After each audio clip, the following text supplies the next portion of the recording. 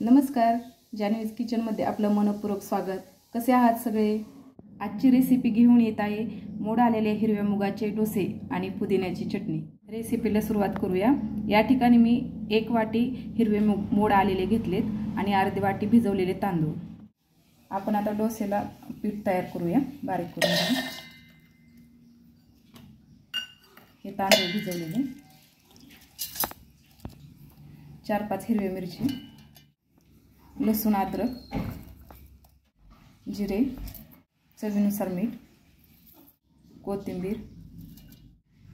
मी थोडंसं बारीक करायपुरतं पाणी टाकून घेते यामध्ये। आपण डोस्याला पीठ जसं बनवतो तसंच पीठ बनवायचं। हे मिक्सरमधून फिरवून काढूया। आता या ठिकाणी डोसे बनवण्यासाठी पीठ तयार आहे। हे बघा, अशा पद्धतीने तयार करून घ्यायचं आहे। आता यामध्ये थोडीशी कोथिंबीर टाकून घेऊया आणि हे पीठ झाकून ठेवूया। पुदिन्याची चटणी बनवूया तोपर्यंत। या ठिकाणी मी पुदिन्याची 1 जुडी निवडून स्वच्छ धुवून घेतली। आता यामध्ये लागणारं साहित्य टाकूया। या ठिकाणी मी 2-3 मिरची घेतली, जिरे, लसूण, अद्रक, डाळे घेतले, साखर 2 चमचे टाकायचे, मीठ चवीनुसार, अर्धा लिंबू पिळून घ्यायचं, यामध्ये तेल अर्धे पळी टाकून घ्यायचं, कोथिंबीर, थोडं पाणी टाकून बारीक करून घेऊया आपण। या ठिकाणी पुदिन्याची चटणी तयार आहे। याला जिरे, मोहरी आणि कढीपत्त्याचा तडका देऊन घेऊया।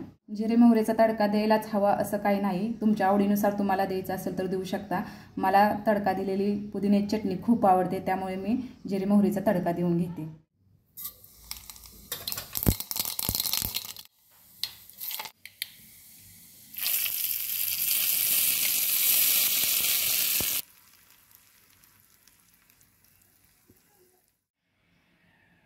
आपली पुदिन्याची चटणी तयार झाली आहे।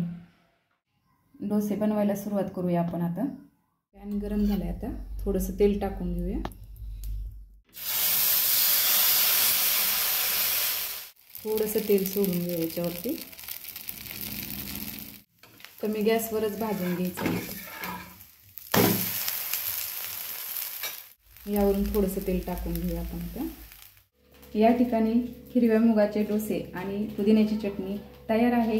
एकदा नक्की करून बघा। आवडले तर लाईक, शेअर, कमेंट आणि सबस्क्राईब करा। थँक्यू।